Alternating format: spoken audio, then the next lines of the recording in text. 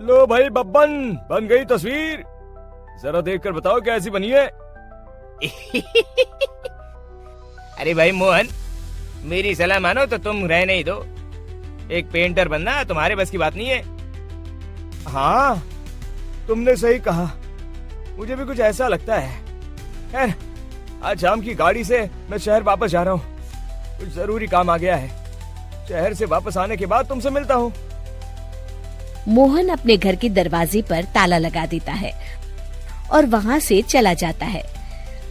फिर उसी रात अचानक तेज हवाएं चलने लगती हैं। चारों तरफ डरावना माहौल बन जाता है। तभी मोहन की बनाई हुई पेंटिंग की वो औरत एक खतरनाक चुड़ैल में बदल जाती है और पेंटिंग से बाहर आ जाती है।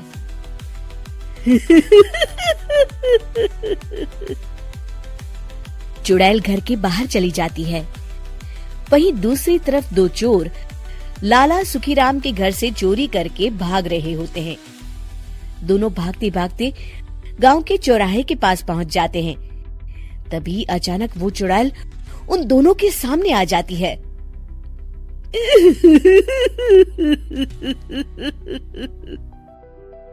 अरे मर गया रे, ये चुड़ैल कहाँ से आ गई? अरे मैंने तो तुझसे पहले ही कहा था कि आज अमावस्या की रात है, आज हमें चोरी नहीं करनी चाहिए। हाँ भाई बिल्ला, तुमने बिल्कुल सही कहा। जरा इसके दांत तो देखो कितने बड़े हैं। चुड़ैल उन दोनों की तरफ बढ़ती है। अरे चुड़ैल दीदी, तुम चाहो तो ये सारे पैसे और जेवर ले लो, लेकिन हम दोनों को कुछ मत करना।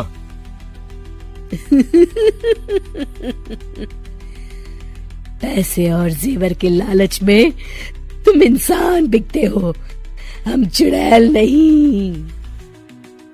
तभी चुड़ैल उन दोनों चोरों को पुतले बना देती है।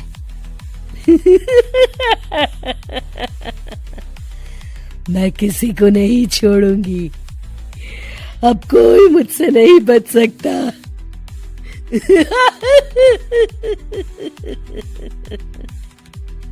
चुड़ैल अपने अगले शिकार की खोज में वहां से चली जाती है।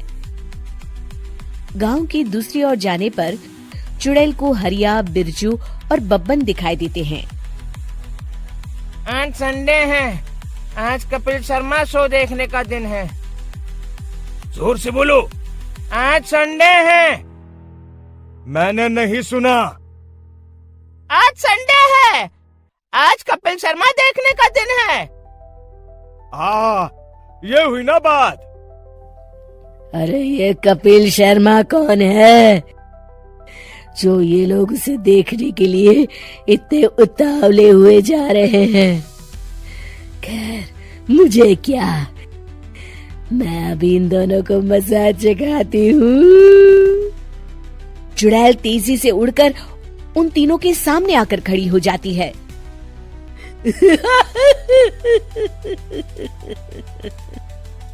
कपिल शर्मा शो बाद में देखना, पहले मुझे देख लो। बब्बन चुड़ैल को देखते ही पहचान जाता है। अरे ये तो तस्वीर वाली औरत के जैसी दिख रही है, मुझे अभी नहीं मरना है। अरे भागो रे। तीनों वहां से भाग खड़े होते हैं। बब्बन तो किसी तरह अपनी जान बचाकर वहां से भाग जाता है, लेकिन हरिया और बिरजू को चुड़ैल पकड़ लेती है और उन्हें पुतला बना देती है। फिर चुड़ैल बब्बन को पकड़ने के लिए उसका पीछा करती है, लेकिन बब्बन उसे कहीं नहीं दिखाई देता।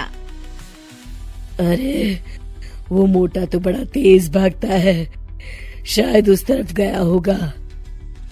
बब्बन एक दीवार के पीछे छुपकर बैठ जाता है और चुड़ैल उसके सामने से आगे निकल जाती है। बाल बाल बच गया। अगली सुबह बब्बन सभी गांव वालों को सारी बात बता देता है। फिर उस चुड़ैल के डर से रोज शाम होते ही पूरे गांव में सन्नाटा छा जाता था और कोई भी अपने घर के बाहर नहीं निकलता था। अरे ये क्या हो गया, इतनी देर से घूम रही हूँ, अभी तक एक भी आदमी नहीं मिला। अरे कहाँ मर गए सबके सब? चुड़ैल वहां से चली जाती है। इस तरह कुछ दिन बीत जाते हैं। फिर एक दिन मोहन गांव वापस आता है। बब्बन उसे बताता है कि उसकी बनाई तस्वीर से एक चुड़ैल बाहर आ गई है। मोहन समझ जाता है कि ये कोई आम कागज नहीं है। वो जो भी उस कागज पर बनाएगा वो असलियत का रूप ले लेगा। अरे मोहन भाई, अब तुम क्या करने वाले हो? मेरे पास एक बहुत बढ़िया तरकीब है। मैं इस कागज पर उस चुड़ैल की एक ऐसी तस्वीर बनाऊंगा जिसमें वो तपती धूप के नीचे खड़ी दिखाई देगी, और फिर जैसे ही सवेरा होगा वो चुड़ैल इस कागज से निकलकर बाहर चली जाएगी और सूरज की तेज धूप में जलकर राख हो जाएंगी।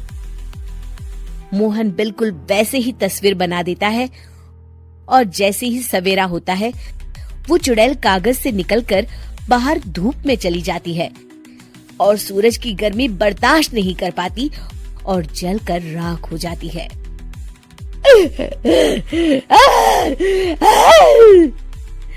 ये मुझे क्या हो रहा है? मैं सूरज की रोशनी बर्दाश्त नहीं कर सकती। मेरा पूरा शरीर जल रहा है। और इस तरह चुड़ैल के जलते ही पुतले बने सभी लोग पहले की तरह इंसान बन जाते हैं।